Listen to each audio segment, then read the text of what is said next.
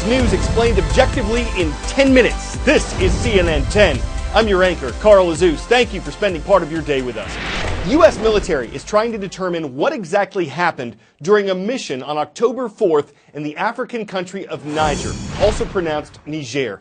A unit of 12 Green Berets, special forces of the U.S. Army, was on patrol with 30 Nigerian troops, and they were ambushed by around 50 fighters believed to be affiliated with the ISIS terrorist group. 4 U.S. Green Berets and 5 Nigerian soldiers were killed, and the ambush raised a number of questions. What was the mission of the U.S. and Nigerian forces? How did it go wrong? Why was one of the fallen U.S. servicemen not recovered for 2 days? Some American lawmakers have criticized the military for not being forthcoming enough with answers. In a news conference this week, the chairman of the U.S. Joint Chiefs of Staff, this is the senior ranking member of the U.S. military who reports to the president, he criticized the speculation about the ambush and said the investigation would provide all the details once it's complete. CNN has learned the U.S. soldiers ambushed in Niger were under orders to gather intelligence on a terrorist leader believed to be operating in the area. The unit was not, however, on a mission to kill or capture the leader. Their mission was one of the unit's first patrols. The team had only been in the country a matter of weeks, defense officials say. On the morning of October 3rd, one day before the ambush, U.S. and Nigerian forces left the capital of Niamey en route to the village of Tongo Tongo to meet local leaders. They did not expect resistance on this particular patrol, at least when they first planned it. The next morning, October 4th, as they completed their meeting, the troops suspected the villagers were delaying their departure. The first indication something may have been wrong. Later that morning, the U.S. and Nigerian forces left the village and were heading back to their operating base when some 50 ISIS-affiliated fighters ambushed them with small arms and rocket-propelled grenades. The U.S. soldiers fought back but were in unarmored vehicles and carried only light weapons. It was 1 hour before they called in air support. When they didn't ask for support for that first hour, my judgment would be that unit thought they could handle the situation without additional support. Within minutes, a U.S. drone arrived overhead, capturing video of the scene. French Mirage jets swooped in 1 hour later. 2 hours in total after the firefight had begun. The French aircraft, which were armed, did not open fire because they could not distinguish enemy from friendly forces on the ground. In the chaos, Sergeant LaDavid Johnson was separated from the rest of the team and left behind. 48 hours after the attack, Nigerian forces found his body, a full mile away from the central scene of the ambush. The circumstances surrounding Johnson's death remain one of the most pressing questions of the investigation. We owe the families as much information as we can find out about what happened. And we owe the American people an explanation of what their men and women were doing at this particular time. 10-second trivia. What do Apple, Coca-Cola, Visa, and Walmart all have in common? Are they all based in California, part of the Dow, private companies, or more than 50 years old? The only fact here that unites all of these companies is that they're listed on the Dow Jones Industrial Average. Our October 19th show, which is in our archives at CNN10.com, explained how the Dow Jones Industrial Average had set a record. It's set more since then, though it dropped yesterday.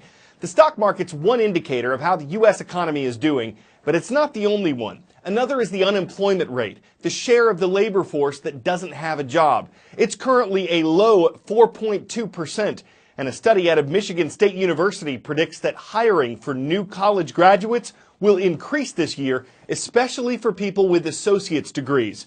A persistent challenge for the economy has been wages. 16 years ago. That's the last time the unemployment rate was this low. It's been 4.5% now for months. But just how strong is the job market really? Here's one asterisk. Wages. Before the Great Recession, wages were growing about 3% a year. Since then, it's been a long, slow crawl back toward that number. In September, a hopeful sign, average hourly earnings posted their strongest showing in more than 8 years. Now, Whether that's an anomaly or the start of sustained wage growth remains to be seen. Another asterisk, geography. Unemployment still remains high in some places, like Alaska, New Mexico, and the District of Columbia. Finally, consider this. There are more than 6 million job openings in this country, a record high. At the same time, more than 6 million people are looking for a job. So why can't those unemployed people fill those open jobs? It's largely a skills mismatch. Employers say they can't find workers who have the right training.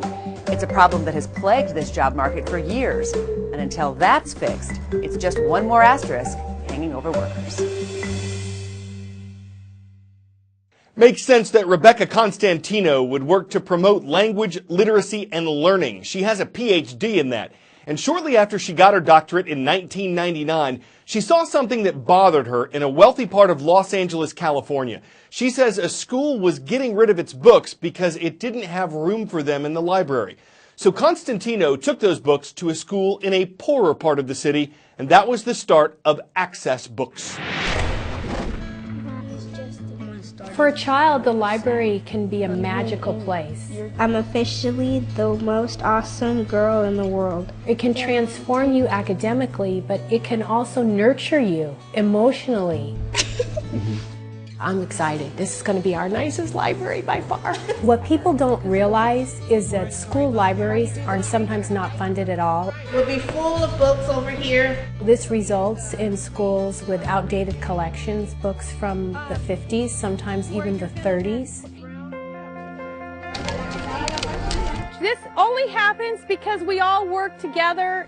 We provide libraries for underserved communities and schools. Our whole goal is to spread literacy and the benefits of literacy. We rely on two groups. We rely on donors, and with that donor money we buy brand new high-interest books and we catalog them ourselves, so the cost is very low. It's about 70% off list price. And then we rely on volunteers to give gently used donated books. We don't just come in and give you books. So you ready? The community comes to help and the kids come and help. We paint murals in the library that are reflective of what the school wants and books that they've read, so it's really warm and welcoming. High five! We really transform it. It's perfect. When kids come back and they see their library, they're completely amazed at how beautiful the space looks, and they really get this sense that, wow, I'm important and this space is important.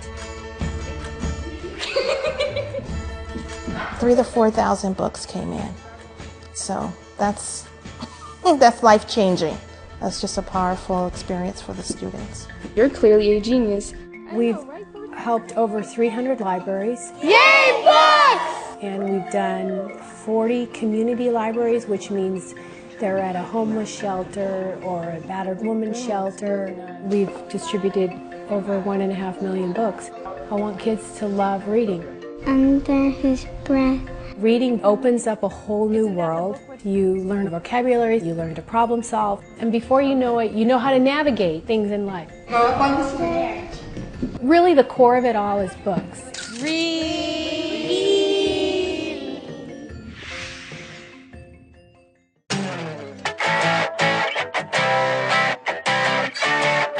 Professional photographers can tell you it's sometimes hard enough getting kids to smile. Thankfully, there's no problem getting Cheech to do it. He recently arrived at an animal shelter in the Texas city of Waller, and well, he does this on command. The photos went viral. In a matter of days, the shelter found a new home for Cheech. They're hoping the publicity will help them find homes for other animals in need. It's a good-looking puppy. It's not like he got rescued by the skin of his teeth. It was easy to get to the root of the challenge, filling the need of a home, occluding the case for a canine with such a bicuspidcuous trait. You could just plaque up the phone to find someone for nearby who carries. One look at his new owner thought, he dent is the one, I ought to retain her. That seals up CNN 10. I'm Carl, a tooth.